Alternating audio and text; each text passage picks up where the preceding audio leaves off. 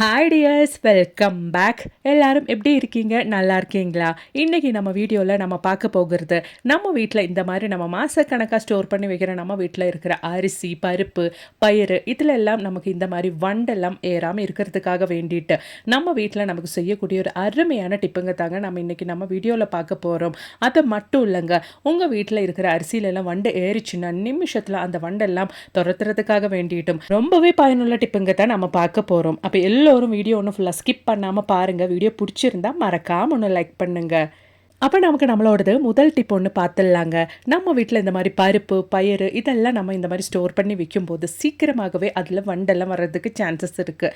அந்த மாதிரி வண்டெல்லாம் வராமல் இருக்கிறதுக்காக வேண்டிட்டு இந்த மாதிரி காஞ்ச மிளகா ஒரு 2 எடுத்து நல்லா இந்த மாதிரி அதோட காரம் வெளியில் வர மாதிரி நல்லா இந்த மாதிரி கொஞ்சமாக உடச்சி கொடுத்துட்டு அந்த 2 காஞ்ச மிளகாவும் அதுக்குள்ளே போட்டுட்டோன்னா அந்த ஒரு காரத்துக்கு எவ்வளோ மாதக்கணக்கானாலும் நம்ம ஸ்டோர் பண்ணி வைக்கிற பருப்பு, பயிர்லெல்லாம் வண்டே வராதுங்க. கண்டிப்பாக ட்ரை பண்ணி பாருங்கள். பிடிச்சிருந்தா மறக்காம லைக் பண்ணுங்க ஃப்ரெண்ட்ஸ். அப்போ இனி நமக்கு ரொம்பவே ஈஸியாக குயிக்காக செய்யக்கூடிய ஒரு பன்னீர் ரெசிபி தாங்க பார்க்க போகிறோம். குழந்தைங்களுக்கு லஞ்ச் பாக்ஸ்க்கெல்லாம் கொடுத்து அனுப்பக்கூடிய ஒரு அருமையான பன்னீர் மசாலா தான் நம்ம இங்கே செய்ய போகிறோம். அதுக்காக வேண்டிட்டு 1 டேபிள் ஸ்பூன் அளவுக்கு ஆயில் ஊற்றியாச்சு. நான் இங்கே சன்ஃப்ளவர் ஆயில் தான் எடுத்திருக்கேன். இப்போ நான் இங்கே 200 கிராம் பன்னீர் தாங்க குக் பண்ண போகிறேன். கடாயில் நாம ஊற்றின எண்ணெய் நல்லா சூடான ஒன்று நமக்கு இந்த 200 கிராம் பன்னீர், அதுவும் cube paneer, ready to cook paneer தான் நான் வாங்கியிருக்கேன். அதை நமக்கு எண்ணெயில் போட்டுடலாம். நல்லா ஒன்று ஃப்ரை பண்ணி எடுக்கணும். நல்லா ப்ரௌன் கலர் ஆகிற வரைக்கும் நம்ம ஃப்ரை பண்ணி எடுக்கணும். அப்போ தான் நல்ல டேஸ்ட் இருக்கும். பன்னீரில் வைட்டமின் டி மற்றும் கால்சியம் நிறைந்தது. இது எலும்புகள் மற்றும் பற்களை வலுவாக வைத்திருக்கிறதுக்கு உதவுகிறது. குறிப்பாக வயதானவர்களுக்கு ரொம்பவே நல்லது. அது மட்டும் இல்லைங்க, நோய் எதிர்ப்பு சக்தியை அதிகரிக்க உதவுகிறது. பன்னீர் புரதச்சத்து நிறைந்த உணவு. இது உடலுக்கு ஆற்றலை அளித்து உடல்நிலை சரியில்லாத போது புத்துணர்ச்சி அளிக்கிறது. அவ்வளோதான். நான் 200 கிராம் பன்னீர் நல்லாவே ஃப்ரை பண்ணி எடுத்தாச்சு. இப்போ நம்ம ஃப்ரை பண்ண பன்னீர் கடாயில இருந்து மாற்றிடலாம். பன்னீர் ஃப்ரை பண்ண அதே ஆயிலில் நான் இங்கே ஒரு மீடியம் சைஸ் சவாலை தாங்க ஆனியன் தான் நல்லா சாப் பண்ணியிருக்கேன். ஃபைனாக சாப் பண்ணி எடுத்திருக்கேன். எண்ணெயில் போட்டு நம்ம எடுத்த ஆனியன் நல்லா ஒன்று வதக்கி எடுத்துடலாம்.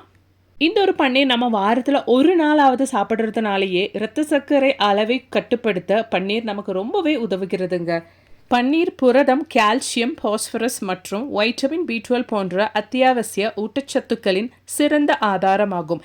இதனாலேயே வாரத்தில் ஒரு முறையாவது நம்ம பன்னீர் சாப்பிட்றது அவ்வளோ நல்லதுங்க. கண்டிப்பாக உங்களோட உணவுலையும் சேர்த்துக்கோங்க. இப்போ நம்மளோட வெங்காயம் நல்லா வதங்கி வந்தாச்சு. இந்த ஸ்டேஜில் ஒரு சின்ன டீஸ்பூன் அளவுக்கு இஞ்சி பூண்டு பேஸ்ட்டும் நம்ம ஆட் பண்ணிக்கலாம். இஞ்சி பூண்டு பேஸ்ட்டோட பச்சை மணம் போகிற வரைக்கும் நல்லா நம்ம ஒன்று வதக்கி விட்டுறலாங்க. இனி நம்ம சேர்க்க போகிறது 2 சின்ன தக்காளி தான் நல்லா ஃபைனாக அதுவும் நான் சாப் பண்ணி எடுத்துருக்கேன். அதை நம்ம எண்ணெயில் போட்டு நல்லா ஒன்று வதக்கி எடுத்துடலாம். இப்போ வெங்காயம் அது மாதிரி இஞ்சி பூண்டு பேஸ்ட்டு தக்காளி நல்லா வதங்கி வரட்டும்.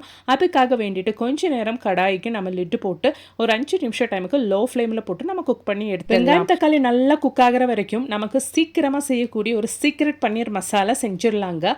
அதுக்காக வேண்டிட்டு நான் இங்கே நல்ல கெட்டியான தயிர் தான் எடுத்திருக்கேன். நமக்கு இங்கே ஒரு 3 டேபிள் ஸ்பூன் அளவுக்கு தயிர் தேவைப்படுது. நம்ம எடுக்கிற தயிர் நல்லா கெட்டியாக இருக்கிறதுக்கு பார்த்துக்கோங்க. இப்போ நமக்கு ஒரு 1/4 டீஸ்பூன் அளவுக்கு மஞ்சள் தூள், 1/2 டீஸ்பூன் அளவுக்கு சில்லி பவுடர், அது மாதிரி 1/2 டீஸ்பூன் அளவுக்கு கொரியாண்டர் பவுடர், மல்லி பவுடர் சேர்த்துக்கலாம். அதோடவே ஒரு 1/2 டீஸ்பூன் அளவுக்கு காஷ்மீரி சில்லி பவுடர், 1/2 டீஸ்பூன் அளவுக்கு கரம் மசாலா, 1/4 டீஸ்பூன் அளவுக்கு ஜீரகத்தூள் சேர்த்துக்கலாம். இப்போ நல்லா மிக்ஸ் பண்ணிக்கலாங்க. நல்லா ஃபைன் பேஸ்ட்டாக அந்த தயிரில் நம்ம சேர்த்து கொடுத்த மசாலா எல்லாம் நம்ம மிக்ஸ் பண்ணி எடுத்துடலாம். நம்ம சேர்த்து கொடுத்த மசாலா எல்லாம் தயிரில் தான் இந்த மாதிரி நீங்கள் கரெக்டாக மிக்ஸ் பண்ணி எடுத்துக்கோங்க. இந்த டைமுக்கு கடாயில் வெங்காயம், தக்காளி, இஞ்சி பூண்டு பேஸ்ட் எல்லாம் நல்லாவே வெந்து வந்தாச்சுங்க. இப்போ நல்லா வெந்த இந்த ஒரு மிக்ஸுக்கு மேலே தான் நம்ம ரெடி பண்ண இந்த ஒரு மசாலா நம்ம ஊற்ற போகிறோம். அப்போ தான் நல்லா திக்கான பன்னீர் மசாலா நமக்கு கிடைக்கும். அவ்வளோதான். தயிரில் நம்ம சேர்த்து கொடுத்த மசாலா எல்லாம் சேர்த்து நம்மளோடது வெங்காயம் தக்காளிக்கு மேலே நம்ம போட்டுடலாம். அதில் கொஞ்சம் தண்ணி ஊற்றி அது கூட மிக்ஸ் பண்ணி நம்ம ஊற்றிடலாங்க. இப்போ நம்ம தயிரில் சேர்த்து கொடுத்த எல்லா மசாலாவோட அந்த பச்சை மணம் போகிற வரைக்கும் நல்லா நம்ம லோ ஃப்ளேமில் போட்டு குக் பண்ணணும். அதாவது அந்த மசாலாவில் இருக்கிற அந்த எண்ணெய் மேலே தெளிஞ்சு வரணும். இந்த டைம்லேயே நம்ம தேவையான அளவுக்கு உப்பு சேர்த்துக்கலாம். சின்னதாக ஒரு கொதி வர டைம்லேயே நம்ம வறுத்து எடுத்த அந்த பன்னீரெல்லாம் இதில் சேர்த்துக்கணும். இப்போ கொதி வந்த உடனே நம்ம வறுத்து ஆல்ரெடி மாற்றி வச்சுருந்த அந்த பன்னீரெல்லாம் நம்ம மசாலாவில் போட்டுடலாம். அப்போ தான் நமக்கு அந்த மசாலாலாம் நல்லபடியாக பன்னீர்லையும் இறங்கும். அதுக்காக வேண்டித்தான். இப்போ நம்ம லிட் க்ளோஸ் பண்ணிவிட்டு ஒரு 5லேருந்து 10 நிமிஷம் டைம் வரைக்கும் லோ ஃப்ளேமில் போட்டு குக் பண்ணலாம். அதாவது அந்த மசாலாவில் இருக்கிற பச்சை மணம்லாம் போய் அந்த ஆயிலெல்லாம் நல்லா திரிஞ்சு மேலே வரணும். அதுதான் பக்குவம். இந்த மாதிரி நீங்கள் குக் பண்ணி எடுத்துக்கோங்க. அவ்வளோதான் பாருங்கள். ரொம்ப சீக்கிரமாக ரெடி பண்ணக்கூடிய பன்னீர் மசாலா நம்ம இங்கே ரெடி பண்ணிட்டோம். இனி 2 இன்க்ரீடியன்ட்ஸ் கூட நம்ம இதில் சேர்த்து கொடுக்கணும். நம்ம இங்கே ஒரு 1/2 டீஸ்பூன் அளவுக்கு கசூரி மேத்தி, அது மாதிரி கொஞ்சம் மல்லி இலை அதுக்கு மேலே தூவி விட்டுக்கலாம். அவ்வளோதான், நம்மளோட டேஸ்டியான, குயிக்கான, அதுவும் ஹெல்த்தியான பன்னீர் மசாலா இங்கே ரெடி ஆயாச்சு. குழந்தைங்களுக்கு லஞ்ச் பாக்ஸுக்கு என்ன செய்யறதுன்னு யோசிக்கிறதுக்கு இந்த மாதிரி எல்லாம் செஞ்சு கொடுத்தா ரொம்பவே ஹெல்த்தியாகவும் இருக்கும். ட்ரை பண்ணி பாருங்கள் ஃப்ரெண்ட்ஸ். அப்போ இனி நமக்கு நம்மளோடது அடுத்த டிப் ஒன்று பார்த்துடலாங்க. நம்ம வீட்டு அரிசியிலெல்லாம் நிறைய வண்டு ஏறிடுச்சுங்களா, அதெல்லாம் வெயிலில் வைக்கிறது கூட முடியறது இல்லைங்களா. இப்போ கிளைமேட் எல்லாம் மாறி மாறி வருது, நினச்ச டைமுக்கு மழையெல்லாம் வருது, அதனால வெயிலெல்லாம் வைக்க முடியறது இல்லைங்களா. தூக்கியும் போட முடியாது நிறைய அரிசி இருந்தால். அந்த மாதிரி இருக்கிற பட்சத்தில் நம்ம வீட்டில் கிச்சனில் இருக்கிற இந்த ஒரு பொருள் மட்டும் போதுங்க. எவ்வளோ வண்டு உங்கள் அரிசியில் இருந்தாலும் நொடியில் நம்ம அதெல்லாம் க்ளீன் பண்ணி எடுத்துடலாம். இப்போ பாருங்கள், என்னோடது அரிசியில் நல்லபடியாக வண்டு வந்திருக்கு. அதாவது நிறைய வரல, வண்டு வர்றதுக்கு ஸ்டார்ட் ஆகிட்டு இருக்கு. இந்த ஸ்டேஜ்லேயே நம்ம பார்த்ததுனால சீக்கிரமாக அந்த வண்டெல்லாம் எனக்கு எடுக்க முடியும். அதுக்காக வேண்டிட்டு நான் இங்கே பட்டை தாங்க எடுத்திருக்கேன். நான் எடுத்த குவான்டிட்டி அரிசிக்கு சின்ன 2 துண்டு பட்டை தான் எடுத்திருக்கேன். அதை இடிகளில் போட்டு நல்லா ஒன்று இடித்து எடுத்துடலாம். நம்ம இடிக்கும் போது நல்லா அதோட ஸ்மெல்லு வெளியில் வரும். அதுக்காக வேண்டியதான். உங்கள் அரிசியில் நிறைய வண்டு இருக்குது அப்படின்ற பட்சத்தில் நீங்கள் இதை நல்லா ஒன்று வறுத்துட்டு, அதாவது பட்டை நல்லா கடாயில் போட்டு வறுத்ததுக்கு அப்புறமேட்டு அந்த சூடோடவே இடிகளில் போட்டு இடிச்சுட்டு நீங்கள் இது பயன்படுத்துங்க. இப்போ நான் அரிசியில் கொஞ்சம் வண்டு தான் இருக்குது அப்படின்றதுனால வறுக்காமல் அப்படியே இடித்து இந்த மாதிரி சின்ன வெள்ளை துணியில் போட்டு ஒரு கிழி மாதிரி நான் கட்டி எடுக்க போகிறேங்க. அவ்வளோதான். இந்த மாதிரி நல்லா டைட்டாக அந்த துணியை நம்ம கட்டி எடுத்துக்கலாம். இதுக்கப்புறமேட்டு இந்த பட்டை நம்ம எப்படி பயன்படுத்த போகிறோம் அப்படின்றது பார்த்துடலாம்.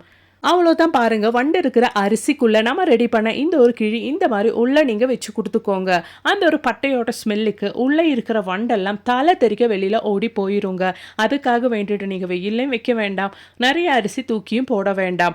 சீக்கிரமாக வரும் 5 நிமிஷத்துக்குள்ளே உங்கள் அரிசியில் இருக்கிற வண்டெல்லாம் அந்த ஒரு ஸ்மெல்லுக்கு ஓடி போயிடும். உங்களுக்கு லைவாகவே பார்க்கலாம், அரிசிக்குள்ளே இருக்கிற அந்த வண்டெல்லாம் சைடாக எல்லாமே வெளியில் வர ஆரம்பிச்சிருச்சு.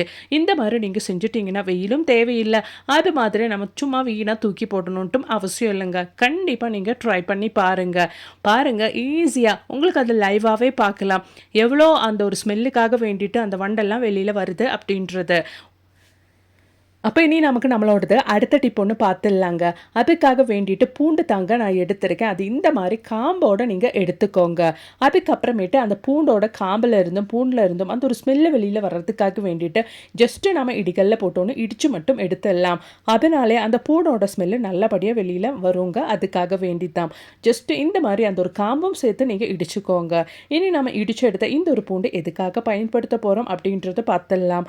நம்ம வீட்டில் நம்ம மாதக்கணக்காக யூஸ் பண்ணணும் அப்படின்றதுக்காக ஸ்டோர் பண்ணி வைக்கிற அரிசி, பருப்பு, பயிறு இதில் எல்லாம் நீங்கள் இந்த ஒரு பூண்டு நீங்கள் போட்டு வச்சுட்டிங்கன்னா அந்த ஒரு பூண்டில் இருந்து வர ஸ்மெல்லுக்காக வேண்டிட்டு அரிசியில் வண்டு இருந்தாலும் அது போயிடும். அதுக்கப்புறமேட்டு வண்டே உங்கள் அரிசி, பருப்பு, பயிறு இதெல்லாம் வரவே வராதுங்க. ரொம்பவே சுலபமாக செய்யக்கூடிய டிப்புங்க தான் இன்றைக்கி நான் என் வீடியோவில் ஆட் பண்ணியிருந்தேன். அரிசியில் வண்டெல்லாம் வந்தால் இப்போ இருக்கிற கிளைமேட்டுக்கு நமக்கு அது காய வச்சு அந்த வண்டெல்லாம் போக்குறதுக்கு ரொம்பவே கஷ்டம். இந்த மாதிரி டிப்பு நீங்கள் ஃபாலோ பண்ணிட்டீங்கன்னா நொடியில் அந்த வண்டெல்லாம் நம்ம நீக்கிடலாம். கண்டிப்பாக இந்த ஒரு வீடியோ உங்களுக்கு பயனுள்ளதாக இருந்திருக்கும்னு நான் நினைக்கிறேன். வீடியோ பிடிச்சிருந்தா மறக்காம லைக் பண்ணுங்கள்.